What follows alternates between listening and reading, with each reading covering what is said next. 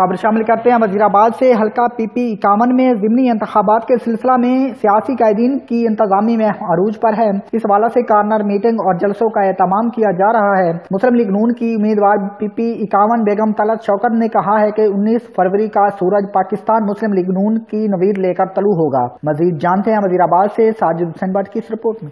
नवाही इलाका दोंकर में नून लीगी रहनुमाओं डॉक्टर फराह दिबा गोंदल और डॉक्टर असमतुल्लाह गोंदल की रहायशगाह पर कारकुनों के इज्तिमा से खिताब करते हुए बेगम तलत शौकत ने कहा कि मौजूदा हुक्मरानों के खोखले नारों से पूरी कौम वाकिफ हो चुकी है। बहुत जल्द अवामी गैज़ो गज़ब PTI हुकूमत को बहा ले जाएगा। मुल्क के गरीब अवाम के लिए 2 वक्त की रोटी का हसूल मुश्किल हो गया है।